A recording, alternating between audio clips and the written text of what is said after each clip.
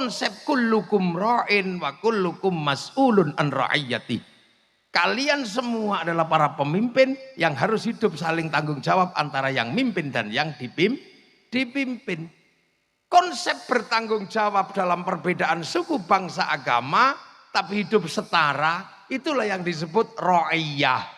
Ra'iyah itulah yang akhirnya dipakai oleh pendiri bangsa ini untuk menyatukan perbedaan menjadi rakyat. Makanya Bung Karno tidak memilih konsep, tidak menerima konsep people. Karena kalau people itu vox populi vox dei, suara mayoritas, suara Tuhan. Assalamualaikum warahmatullahi wabarakatuh.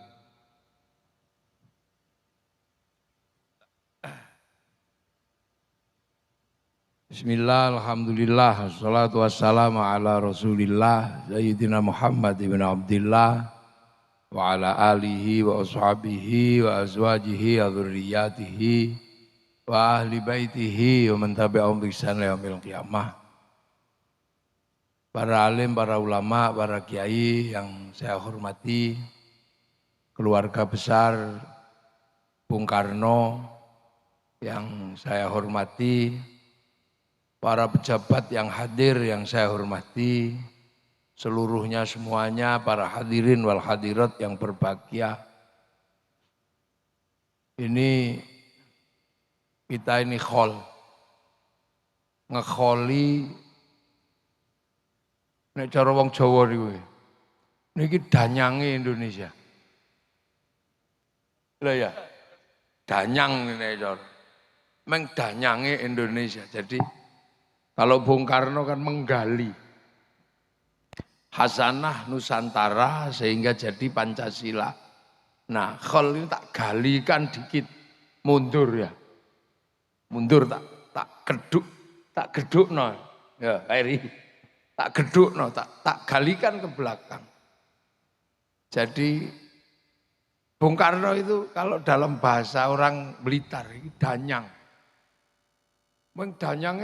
Danyang Indonesia. Jadi orang dulu.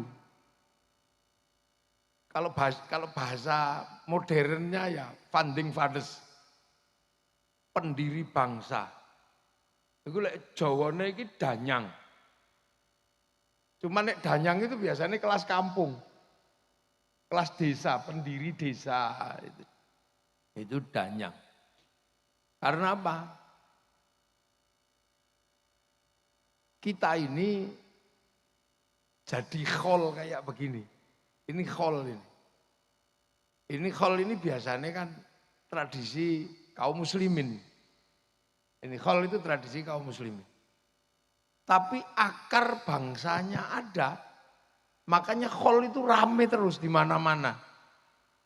Karena akar kebangsaan kita punya tradisi hormat leluhur. Jadi kita ini punya tradisi hormat leluhur. Cuman kalau menyebut leluhurnya itu danghyang. Kita itu menyebut leluhur itu danghyang. Makanya kalau diambil belakangnya tok, itu namanya eyang. Nah kalau lurus danyang. Abdurrahman kalau belakangnya tok, Rohman. Kalau lurus Durakeman. Abdur Rosyid kalau belakangnya tok Rosyid, kalau lurus Durasid. Loh, makanya danyang. Nah, danyang itu orang tua dulu, jadi dia bukan hantu. Orang tua yang punya pengaruh karena mendirikan sebuah kampung. Nah, poro danyang ini kalau orang Eropa menyebutnya grandma, grandpa. Kalau orang Cina oma, opa. Kalau orang Arab syaikhun suyuh. Kalau orang Indonesia terutama di Jawa dulu nenek moyangnya Bung Karno menyebutnya danghyang. Makanya orang Jawa di sini menyebut danyang. Nah, danyang ini bukan hantu, mohon maaf. Ini gara-gara males belajar itu. Dikit-dikit hantu. Terus setelah itu beranak pinak ini danghyang ini. Beranak pinak itu ditanyain. Ada apa-apa cucunya itu nanya. Yang kalau mau nanam jagung kapan? Mau nanam padi kapan? Karena dulu nggak ada Google. Jadi nggak ada googling, nggak bisa. Makanya nanya lah. Ketika nanya dijawab. Setiap jawaban dari Dang Hyang ini harus diestokke. Lah ngestokke dipegang betul. Itu namanya dipundi. Kalau orang kita dulu yang diestokno betul dipundi. Makanya Porodang yang karena dawuhnya itu dipundi, maka orang menyebutnya pepunden. Terus rumahnya namanya punden. Jadi punden itu bukan rumah hantu, itu rumah nenek moyang kita. Nah, terus ketika lama-lama makanan mulai berkurang, pertumbuhan penduduk dan ketersediaan makanan nggak imbang, maka melakukan migrasi. Ada migrasi kelas internasional, ada kelas lokal, transmigrasi, migrasi.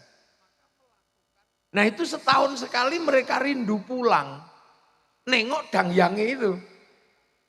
Nengok danyange itu. Setahun sekali pulang. Nah makanya kita punya budaya mudik.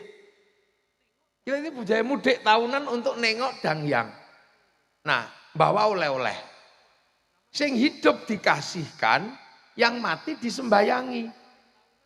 Nah nyembayangi atau mendoakan leluhur, upacaranya dikenal dengan nama upacara serodo.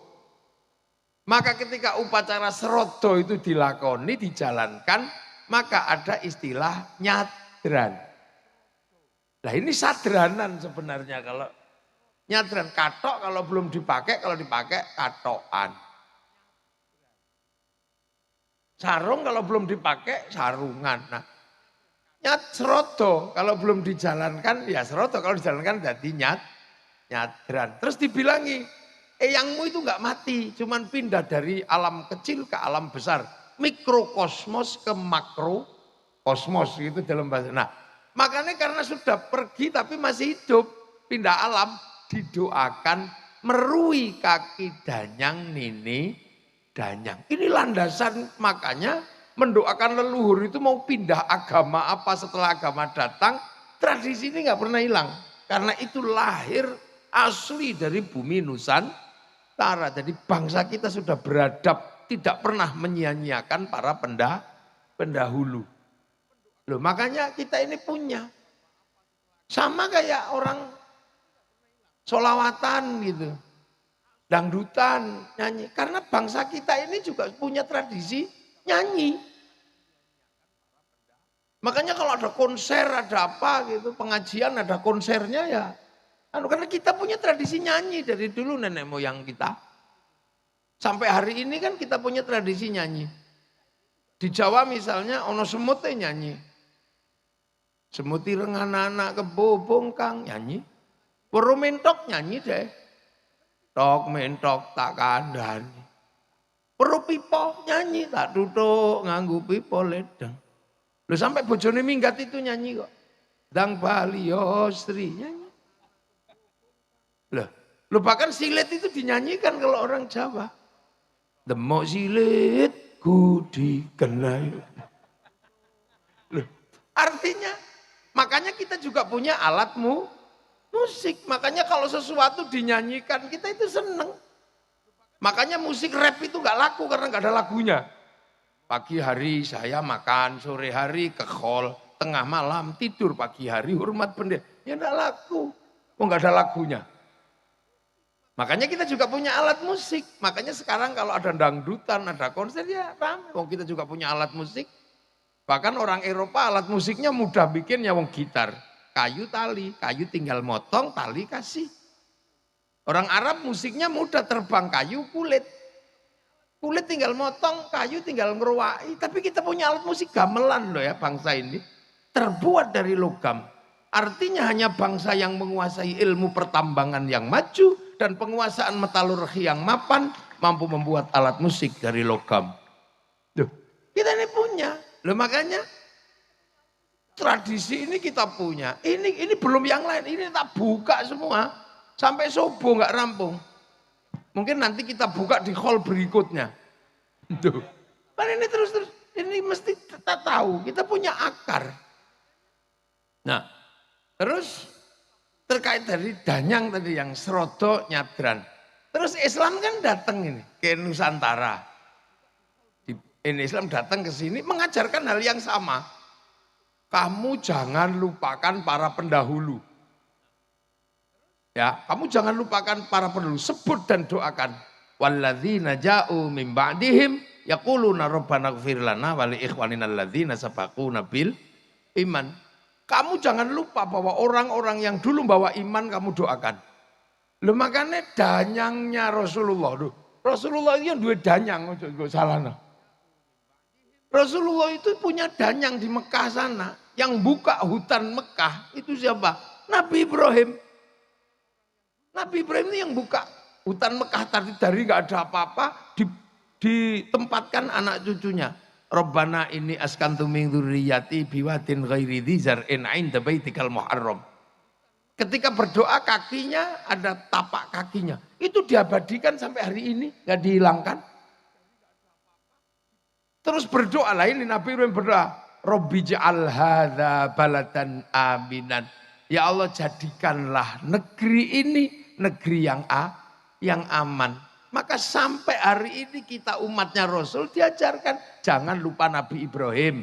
Makanya setelah Allahumma sholli ala sayyidina Muhammad, kita mesti nyebut kama shollaita ala sayyidina Ibrahim wa ala ali sayyidina Ibrahim fil alamina innaka hamidum majid. Ini wa ala ali Ibrahim enggak pernah. Danyang itu disebut. Nah makanya kita ini mencoba meniru bahwa kita punya pendiri bangsa, punya founding fathers, Bung Karno. Tapi sejarahnya bisa ditafsirkan oleh banyak. Makanya kalau kemudian wali kota dan keluarga besar mau bikin hall secara terbuka, ini pas. Karena apa? Pendiri Indonesia tidak boleh dilupakan. Founding Fathers Indonesia jangan sampai dilupakan. Jangan sampai anak-anak kita ini nggak ngerti. Jangan sampai. Nah cuman kalau Islam kan tidak, Nabi belum disebut. Makanya kita diajarkan ziarah kubur. Terus di kuburan kita disuruh mendoakan kan gitu. Makanya ada tahlil, ada yasin. Dan diyakinkan orang mati itu nggak mati, masih hidup. La taqulu liman yuqtalu fi sabilillahi amwat bal ahyaun.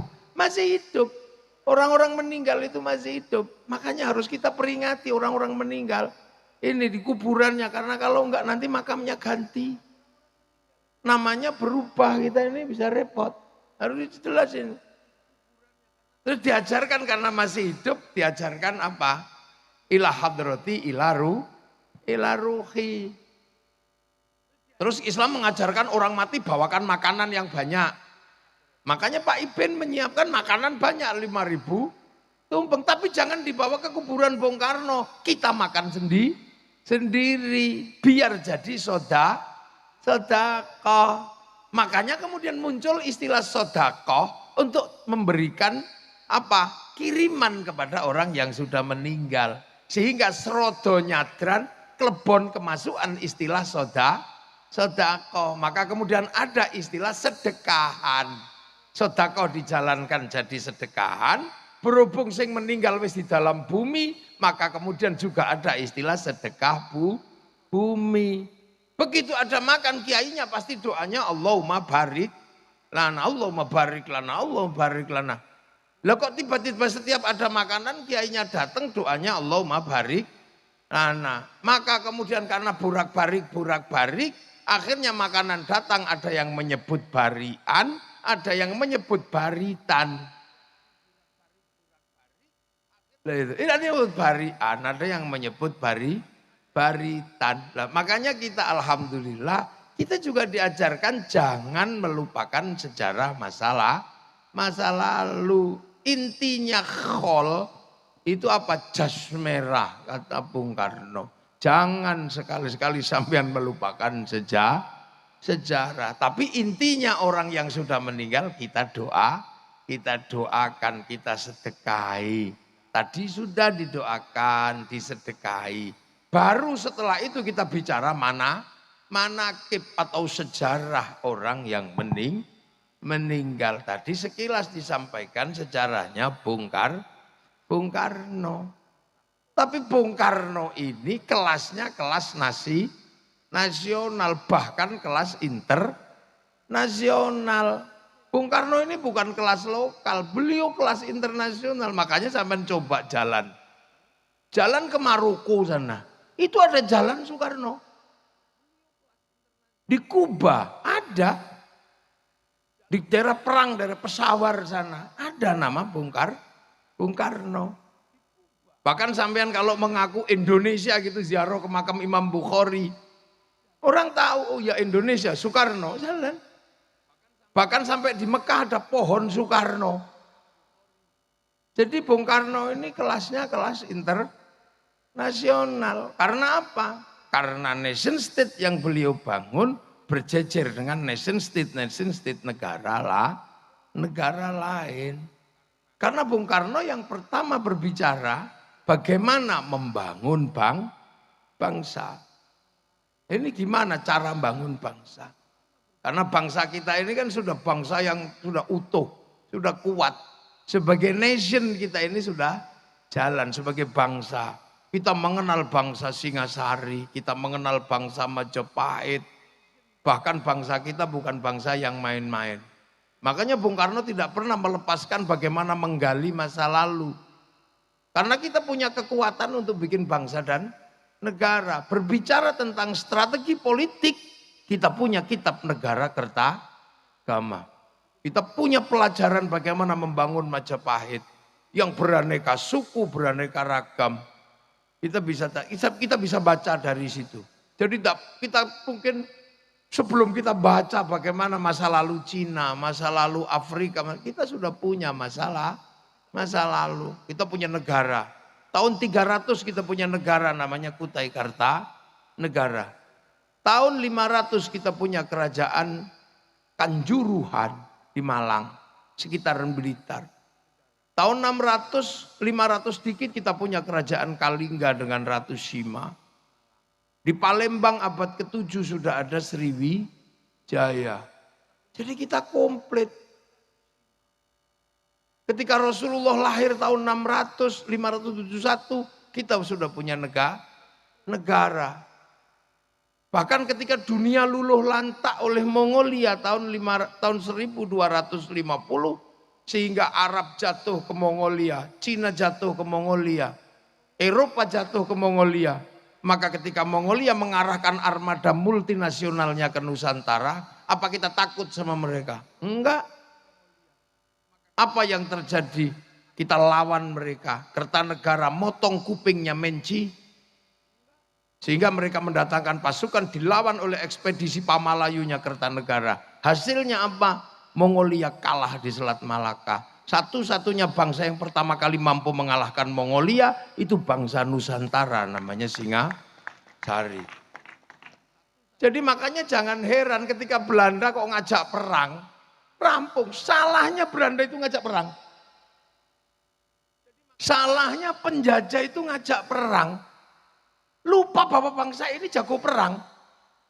Coba kalau Belanda itu tetap stabil dengan perdagangan, mungkin kita nggak akan merdeka. Belanda itu strategi tetap dengan gaya VOC gitu ya. Terus misalnya dagang, ya rugi-rugi dikit.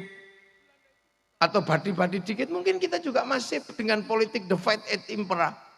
Tapi begitu dia ngajak kelahi, dia lupa bangsa ini dari dulu tukang kelahi. Makanya jangan sekali-sekali kita ngajak kelahi orang Indonesia. Habis sampean. Lah ya kan? FPI begitu ngajak kelahi. Habis sama bangsa Indonesia. Tadinya aman-aman saja karena gak ngajak kelahi. Maka bangsa ini jangan diajak kelahi. Karena begitu sekutu ngajak kelahi di Surabaya. Apa bangsa ini takut? Enggak. Dan sebagai catatan satu-satunya bangsa yang merdeka karena perang dengan penjajahnya hanya Indonesia. Jadi salahnya Belanda, aja ngajak gelut. Makanya kalau di Indonesia ada orang kok dikit gitu, ya mesti kalah wong kene iki tukang gelut cilik-cilik. Ya, Surabaya kalah cacak menang cacak. Itu iya. Makanya kita ini jangan diajak kelahi. Jadi di Indonesia itu jangan ngajak kelahi lah. Karena kalau ngajak kelahi nggak ada yang lebih kuat. Salahnya Belanda itu ngajak kelahi maka dilawan di Surabaya. Sekutunya diprovokasi ngajak perang. Gitu. Nah, situasi-situasi yang seperti ini kemudian dirangkum oleh Bung Karno. Sejarah masa lalunya seperti apa, bagaimana penghuninya seperti apa, ini terus dunianya seperti apa. Mungkin suatu saat mesti harus ada kita baca di bawah bendera revolusi. Itu tulisannya Bung Karno yang luar biasa, yang luar dirangkum semua. Nggak ada satupun yang nggak dirangkum oleh Bung Karno. Mulai dari gerakan musik ya dirangkum di situ. Musik ngakek-ngok aja dipikir sama Bung Karno. Iya kan? Kemudian Islam Sontoloyo sudah dipikir sama Bung Karno. Jadi Bung Karno, Elvis Presley udah dipikir, Bung Karno mikir. Jadi Bung Karno ini kadang kalau kita baca ini orang memang tidak pernah mikirkan dirinya sendiri. Apa aja dipikir. Makanya ketika Bung Karno itu memikirkan sesuatu yang besar, ini Bung Karno menjadi traffic daripada nation state. Lalu lintas politik, lalu lintas ekonomi, lalu lintas agama bisa ditampung oleh Bung Karno. Kiai hanya ngomong agama. Politisi hanya ngomong politik.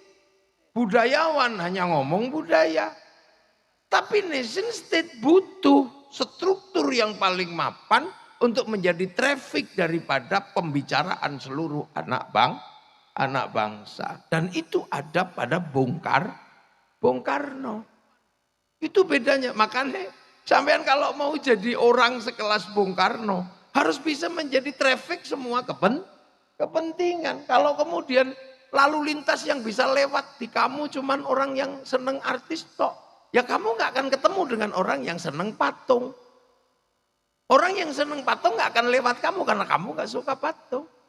Orang yang seneng musik gak akan lewat kamu karena. Nah Bung Karno ini bisa menjadi traffic dari semua kepentingan bangsa. Walaupun beliau lahir dari politik etis, di mana Belanda memberikan hak pada pribumi untuk sekolah. Nah ini Bung Karno. Jadi ditinjau semua sama Bung Karno. Sejarahnya seperti apa gitu. Nah itu butuh. Nah untuk kebutuhan itu makanya kita bisa melihat Bung Karno berani mengambil sikap. Dan monggo Bu Sukmawati monggo.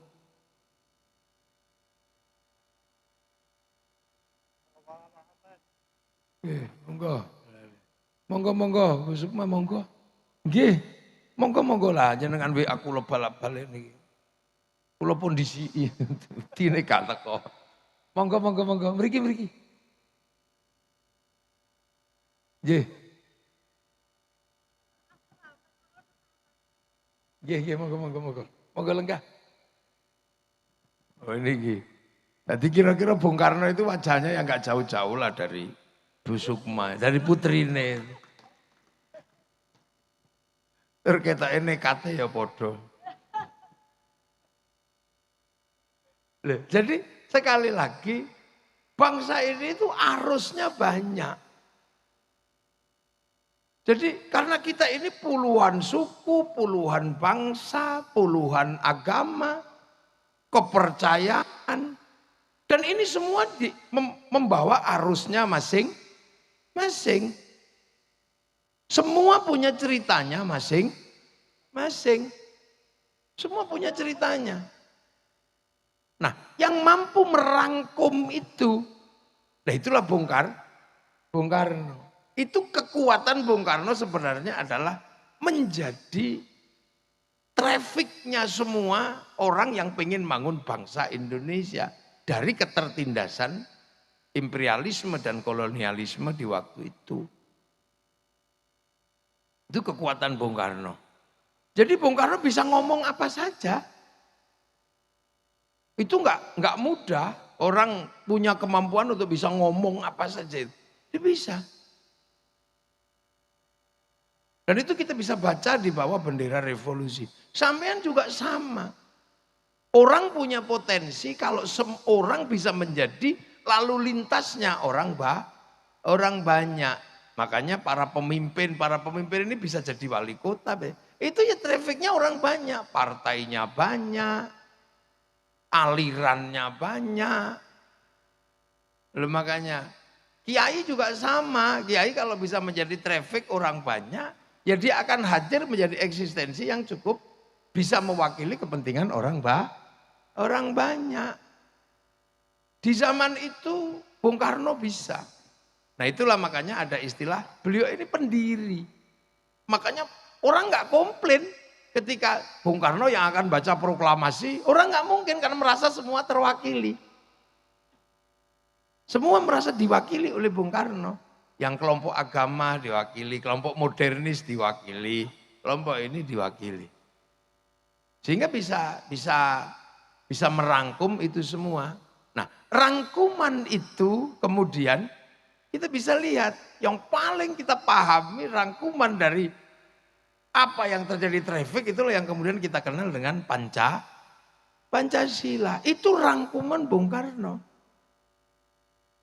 Bahwa di Indonesia orang tidak mungkin menjauhkan diri dari Tuhan. Apapun Tuhannya, apapun kepercayaannya, orang Indonesia nggak mungkin tidak bertuhan. Dan sejarah bangsa ini tidak pernah melepaskan dan meletakkan Tuhan menjadi kelas 2. Tuhan menjadi kelas 1. Semenjak zaman lahir agama kepercayaan. Yang namanya kapitayan itu Tuhan sudah tertinggi. Tan keno kinoyo ngopo. Kedatangan Hindu, Tuhan juga tetap tertinggi. Makanya kasta yang ngomongin Tuhan, itu kasta tinggi. Namanya Brahmana. Dia bukan kasta kelas 2, dia kasta kelas 1. Tuhan tetap yang tertinggi. Loh, makanya ketika merangkum ini semua, jangan pernah sekali-sekali orang Indonesia melupakan landasan Tuhan. Makanya nomor 1 itu ketuhanan.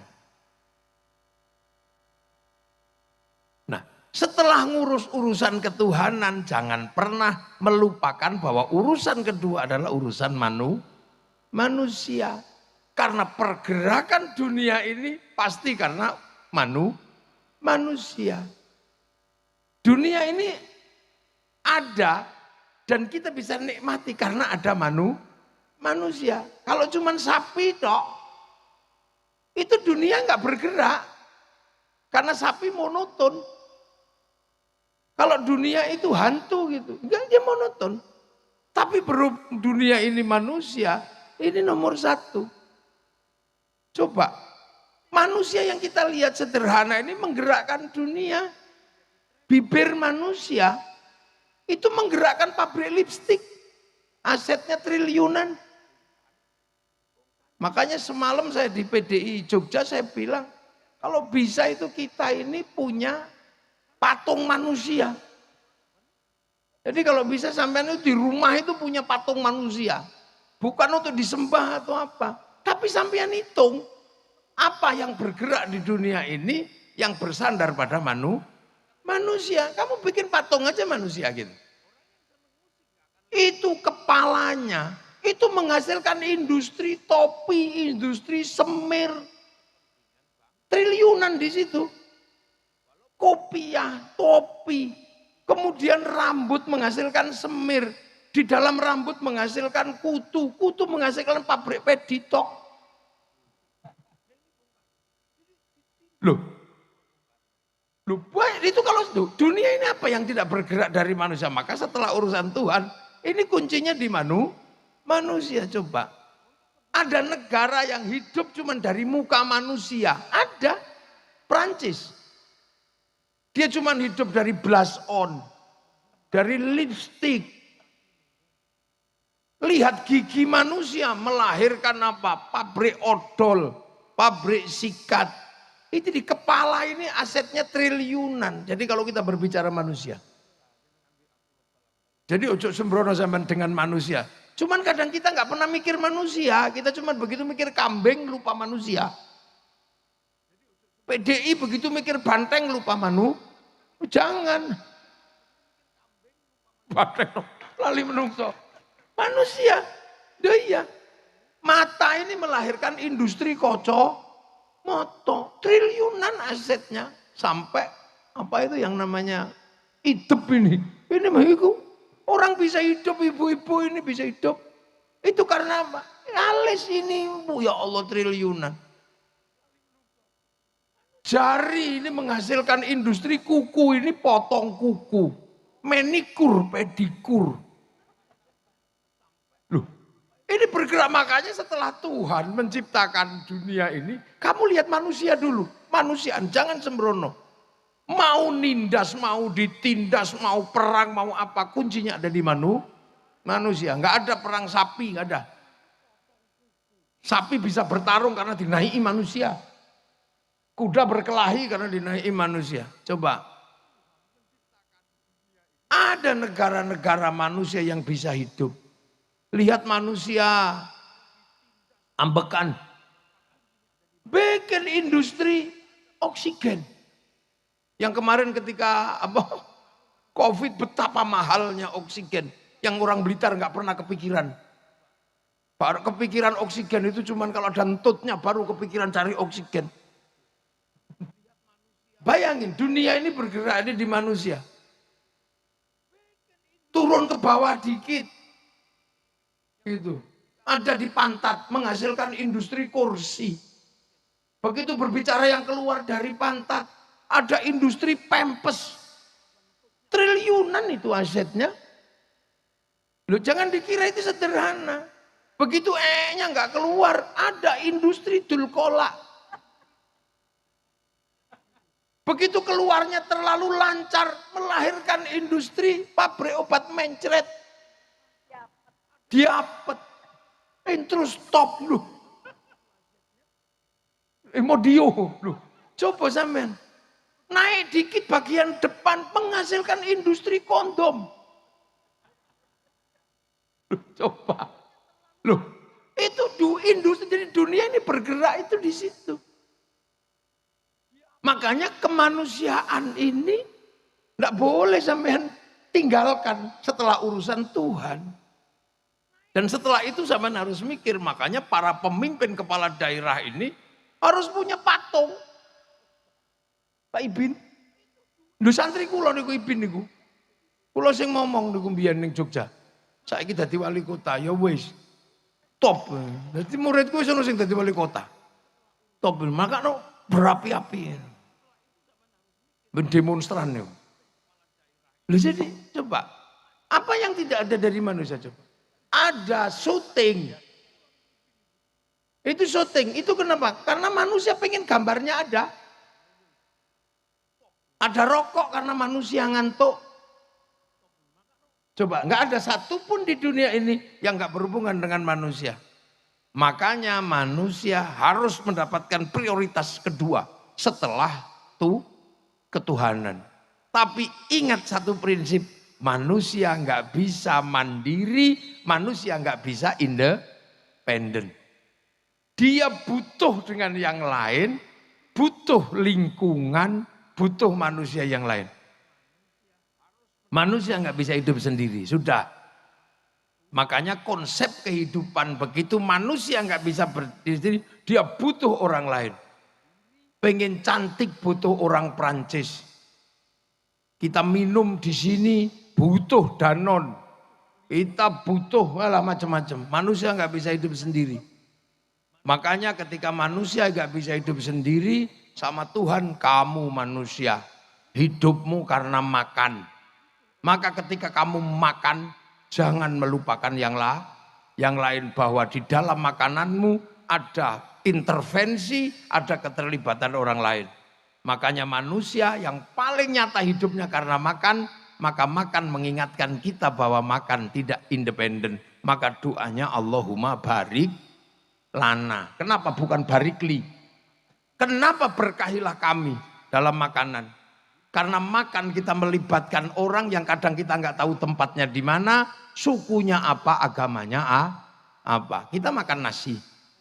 Begitu kita makan nasi, pasti di situ melibatkan sawah karena sapi apa ditanam padi itu. Begitu sawah melibatkan negara, melibatkan menteri ATR, melibatkan BPN karena kalau enggak sawah pasti perang. Setelah padi itu ditanam, kita melibatkan pabrik pupuk. Entah di mana pabriknya kita nggak tahu. Kita nggak tahu pabriknya di mana. Siapa yang bikin insinyurnya. Begitu kita panen, kita melibatkan mesin pemanen. Begitu kita masak nasi, kita melibatkan pabrik kompor. Kita melibatkan pabrik LPG. Kita melibatkan pabrik apa? Rice cooker. Itu dunianya di mana kita nggak tahu. Jadi makan itu transnasional. Dan sembrono.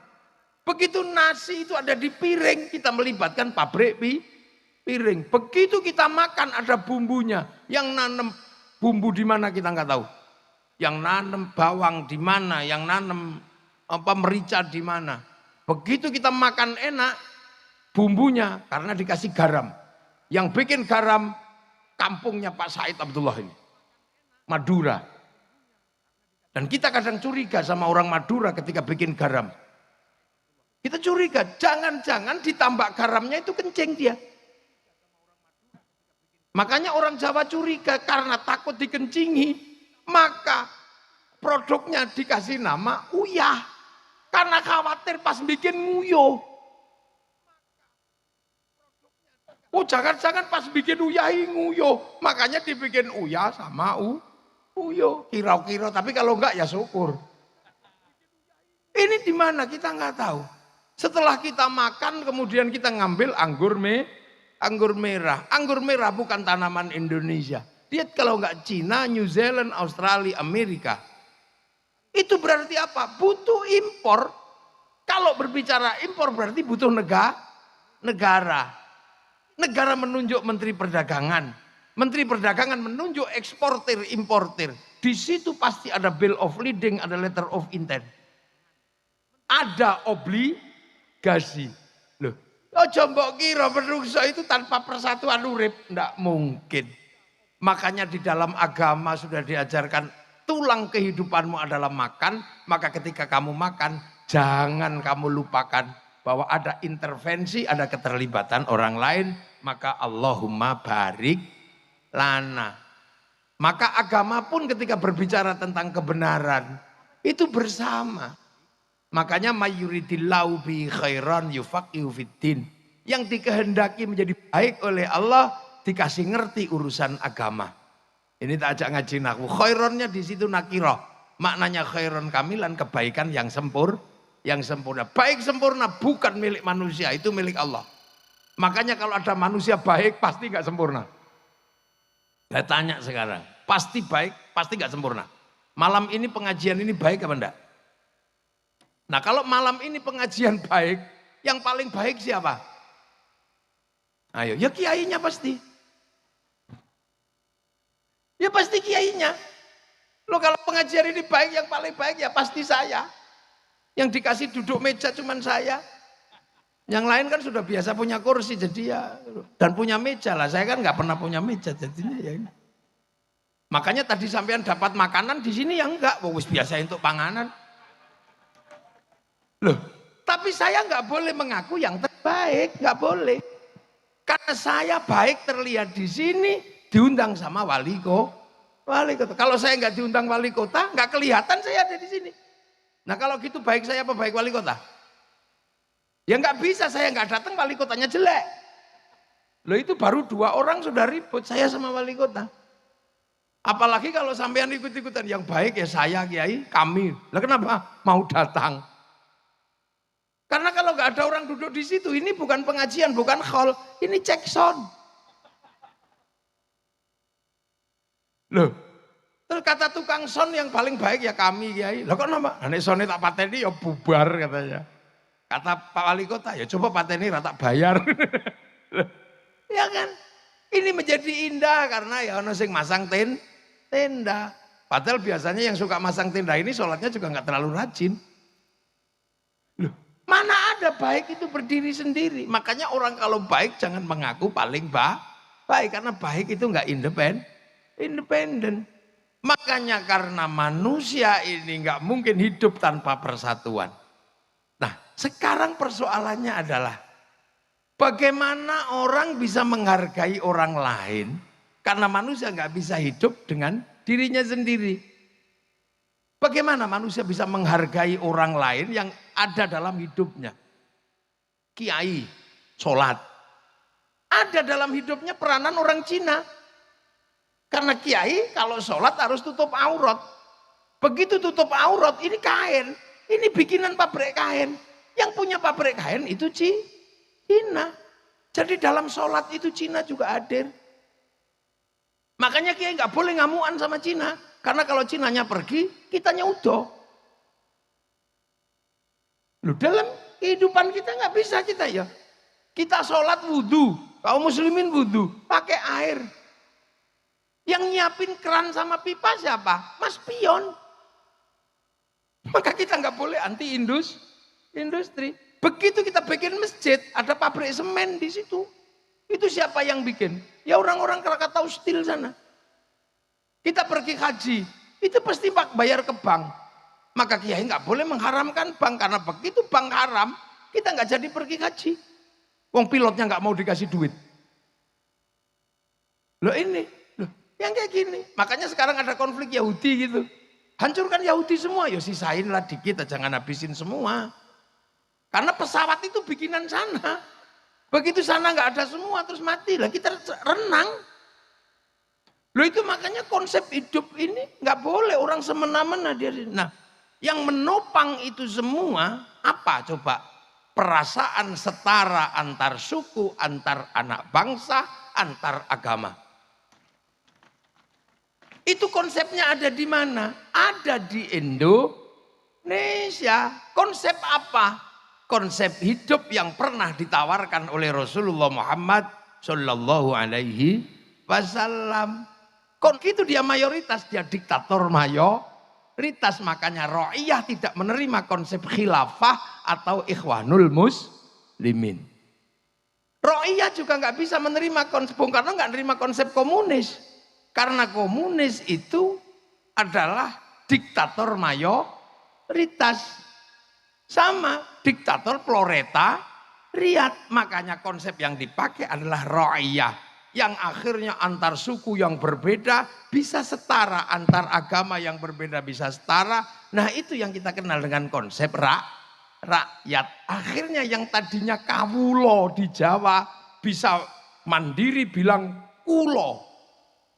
Yang tadinya hamba sahaya bisa tegak bilang saya. Yang tadinya abdi di Sunda bisa bilang abdi mah. Yang tadinya orang Banjar pukulun bisa bilang ulun. Itu karena apa? Karena konsep ra'iyah atau rakyat. Maka persatuan hanya bisa dijalankan kalau manusia menggunakan prinsip kerakyatan. Dan satu-satunya muslim terbesar dunia yang bisa mempraktekkan menggunakan konsep ra'iyah hanya muslim Indonesia. Terus mbok arani Bung Karno yu ra santri ngono kira-kira. Bisa menerapkan konsep itu. Saudi kembali menjadi kerajaan. Beberapa negara di Timur Tengah komunis. Kita menggunakan idiom yang asli. Makanya ra'iyah itu kalau ngumpul namanya musyarakah. Apa musyarakah? Yang tadi saling bersekutu, saling melengkapi. Cina melengkapi, Jepang melengkapi, orangnya nggak datang, Sonnya datang. Orang Korea nggak datang, Samsungnya datang. Ya datang semua ini loh. Nah itu musyarakah yang kita jadikan istilah lokal masyarakat. Makanya musyarakah ini indah dan itu di Indonesia terjadi. Nah, musyarakah ini kalau mau mengambil keputusan musyawarah wasyawirhum fil amri, bermusyawarahlah dalam berbagai urusan kamu. Makanya konsep musyawarah ini kemudian terlembagakan, majelis permusyawaratan rakyat, dewan perwakilan rakyat. Idiomnya masih idiom yang sama. Maka kemudian majelis dan dewan ini membentuk lembaga mewakili musyawarah, membentuk panitia lah. Panitia ini kita bisa lihat sudah tidak lagi berbicara kamu sukunya apa, pengen kepala desa daftar, pengen jadi bupati daftar, pengen jadi DPR daftar, semuanya punya hak yang sama, nggak pernah dibedakan kamu turunan siapa. Kamu siapa? Setelah daftar, karena ini demokrasi prosedural, cari teman sebanyak-banyaknya.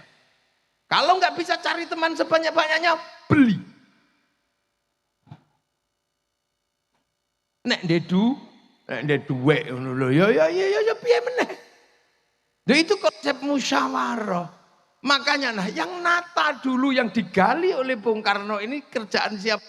Kerjaan para wali. Nah, kenapa di Indonesia Anda mengenal wali? Karena dulu Indonesia itu Hindu, kasta tertinggi Brahmana.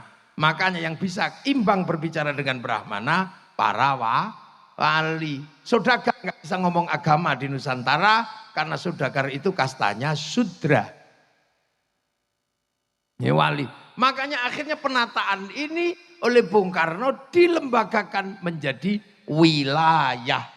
Al-wali, al-wilayah. Jadinya apa? Konsep ra'iyah, musyarakah, musyawarah menjadi wilayah yang disebut NKRI, Negara Kesatuan Republik Indonesia. Hasilnya apa? Arab satu bangsa pecah puluhan negara, Cina satu bangsa pecah puluhan negara, Afrika satu bangsa pecah puluhan negara. Kita puluhan suku bangsa agama mampu bersatu dalam satu negara kesatuan Republik Indonesia.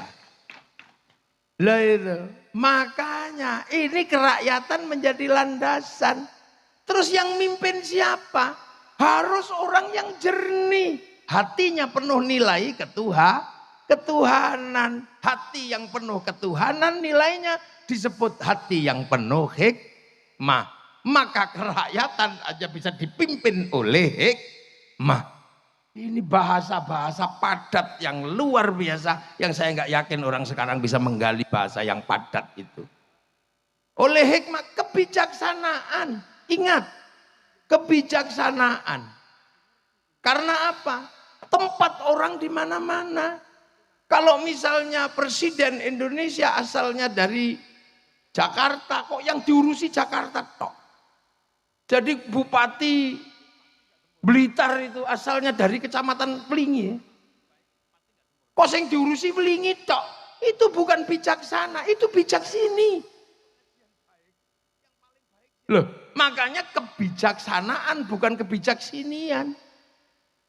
Butuh permusyawaratan dengan konsep perwakilan, akan tercipta keadilan sosial bagi seluruh rakyat Indonesia. Loh, ini nggak ada lagi yang cerita sekarang. Nggak ada bahwa ini butuh darah dulu. Untuk tegaknya NKRI itu butuh darah. Jangankan NKRI, mendirikan bendera itu mati dulu orang. Yang sekarang harganya 15.000 mungkin, itu dulu mati sampean. Karena ini negara, karena berhadapan dengan negara yang lain. Di Jogja takut biar gak ditembak itu kalau mendirikan merah putih, taruh dalam rumah. Belanda curiga, tiangnya dikasih tebu. Masih curiga tiangnya dikasih kelapa. Masih curiga tiangnya dikasih pisang. Masih curiga tiangnya dikasih kelapa, padi. Masih curiga bawa tumpeng.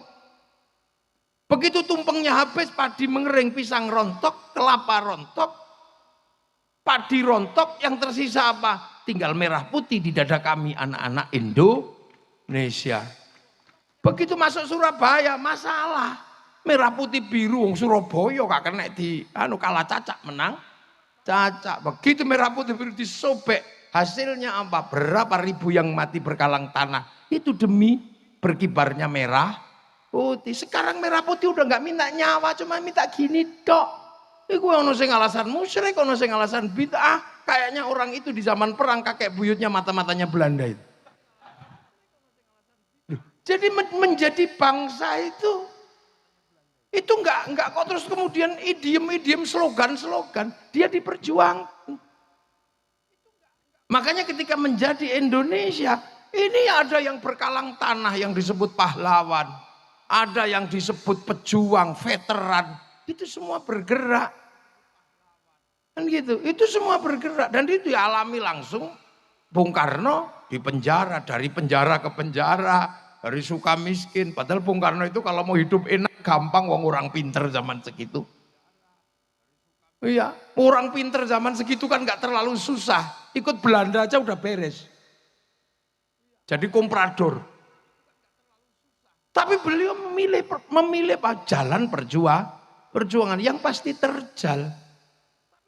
Ditopang oleh beberapa kekuatan, ayo trafik yang berbeda-beda memerdekakan bangsa pakai Pancasila. Nah ini nggak ada yang cerita sekarang.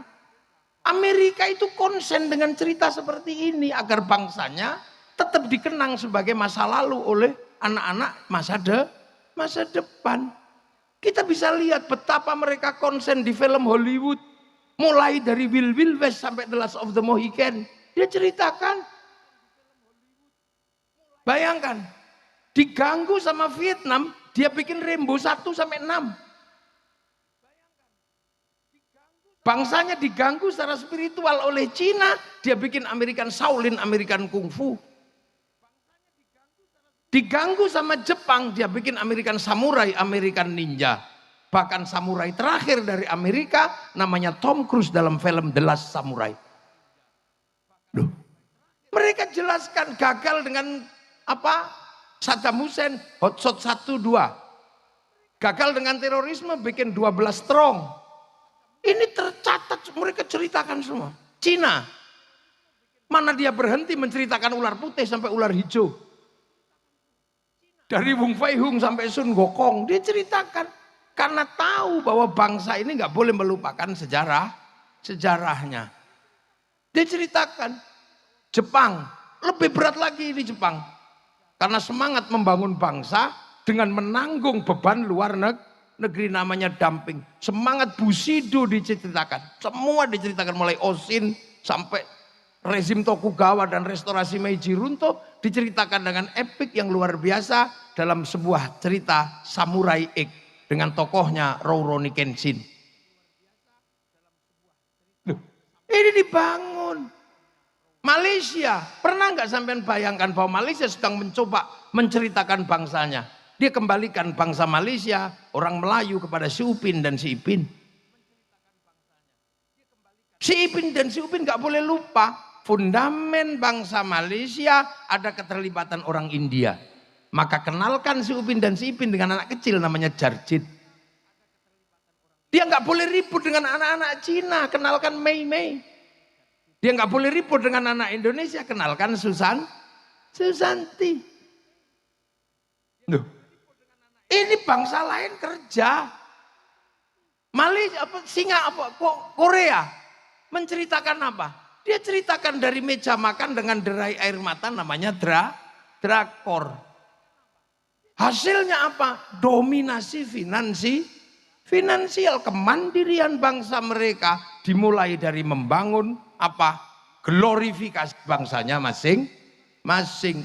Amerika mengeluarkan sejarahnya, produk Amerika masuk ke Indonesia laku semua.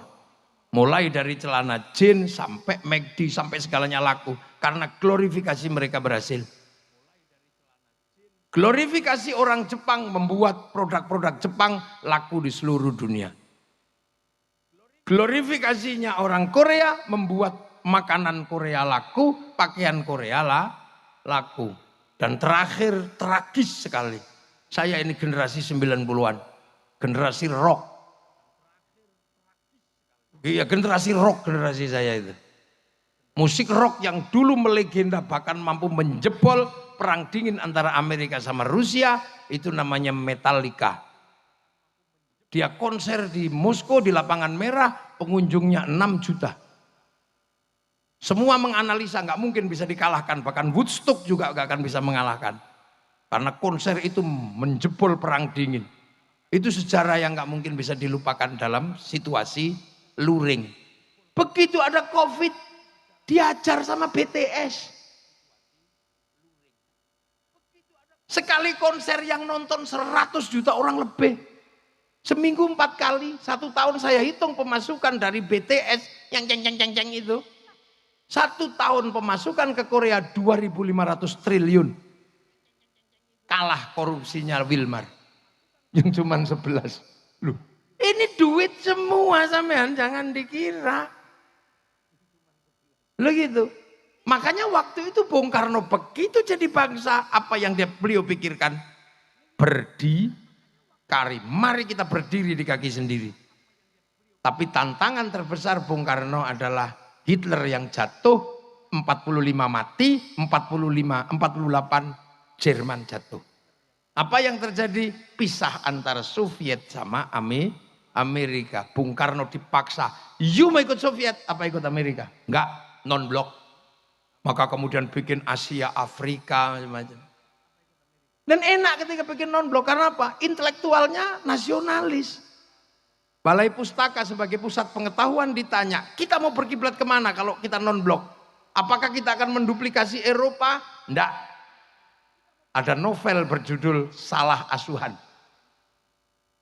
Apakah kita akan menduplikasi model Arab? Enggak. Di bawah lindungan Ka'bah. Apakah kita akan menduplikasi Belanda? Oh jangan. Tenggelamnya kapal Van der Wijk. Apakah kita akan bangun murni Indonesia? Siti Nurbaya. Jawaban. Tapi Bung Karno bertahan di situ juga nggak mudah. Karena apa? Gelombang industri dunia bergerak menyasar seluruh masyarakat dunia. Akhirnya kemudian hanya bertahan dari 45 mendekati 65. Kemudian bangsa ini ada yang nyelip, membawa apa? Membawa sesuatu dari luar yang akhirnya kita harus apa? Membuka diri karena perubahan yang ada di luar. Masuklah kapitalisme model baru namanya developmentalism. Nah akhirnya ya sudah, Bung Karno terjatuh. Nah dengan berbagai epiknya ada dinamika PKI, ada dinamika apa. Ini sebenarnya adalah perubahan yang harus ditanggung oleh Bung Karno yang mau bertahan dengan berdikari.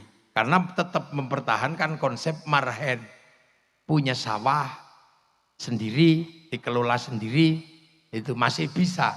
Tapi semakin lama orang hidup seperti itu nggak bisa.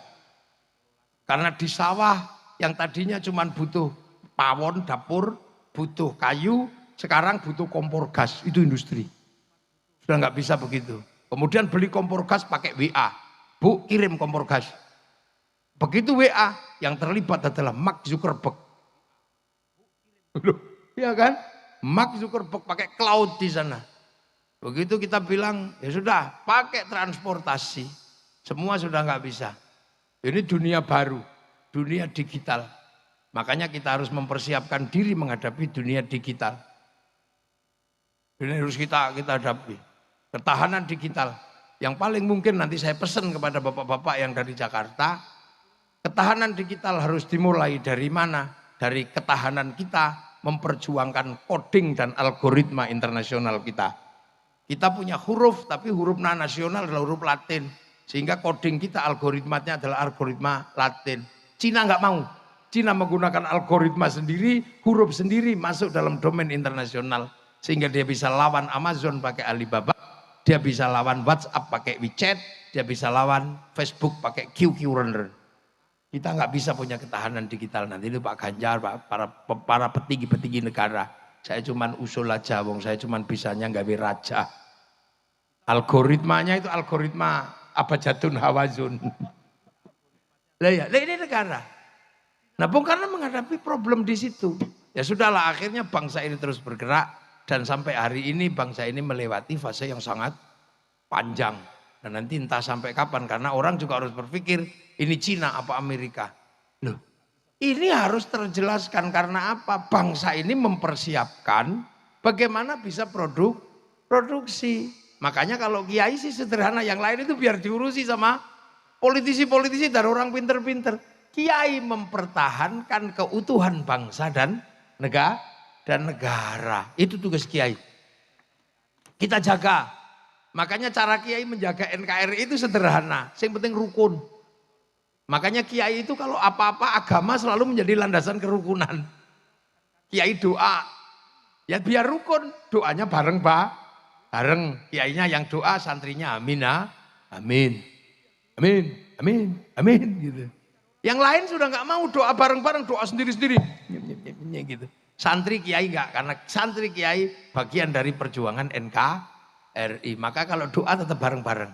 Begitu yang doa kok tambah banyak, diajak ke alun-alun Blitar, namanya istighosah. Akhirnya ro'iyah ngumpul, rakyat semuanya ngumpul. Yang ngaji datang untuk ngaji, yang jual bakso datang untuk jual bakso. Kerukunan terjaga, roda ekonomi berputar.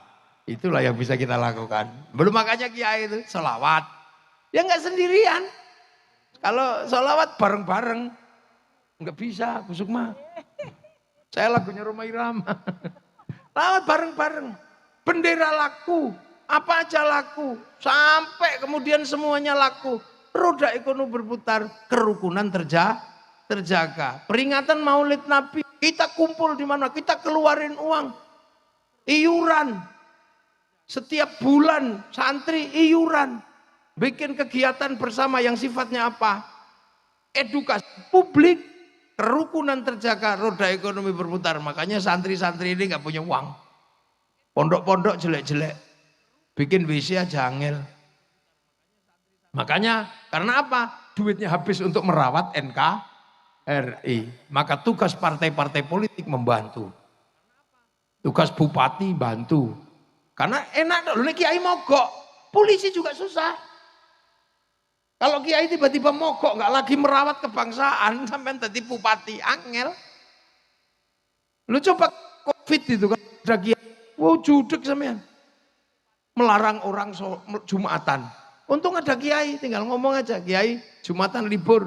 Yong libur besok ya, alhamdulillah. Coba yang larang polisi, ya dilawan. Terus tiba-tiba kiai disuruh ngomong COVID. Kiai ngomong COVID. Lah kiainya kan nggak ngerti COVID itu apa. Ya akhirnya kiai ya sesuai fakta gitu aja. Saudara-saudara, hari ini zaman digital. Dosa manusia terbanyak ada pada dunia digital. Membuka pakai jempol bisa ngomong apa saja. Maka dosa ada pada jempol dan mulut. Maka Allah menurunkan corona. Tangan harus pakai hand sanitizer. Mulut harus pakai masker. Betul? Betul. Padahal kiai ini ngarang. Ini ruang, makanya terorisme begitu ngomong, kiai ngomong teroris. Semua kiai ngomong teroris. Ketika bangsa ini terancam, mana ada kiai menghentikan diri. Karena apa? Kiai ini penerus para wali, punya tugas untuk menjaga wilayah dan wilayah itu NKRI. Dan itu Bung Karno mampu merawat itu semua. Tinggal nanti ke depan bangsa ini mau seperti apa. Tantangannya kayak apa biar dipikir sama calon presiden Indonesia. Loh kan gitu ya Pak Ganjar kan calon presiden Indonesia. Kalau kemarin kalah sama Pak Prabowo mungkin tahun depan bisa menang lagi. Ya kan gak ada yang tahu. Kayak Pak Jokowi, Pak Prabowo kalah.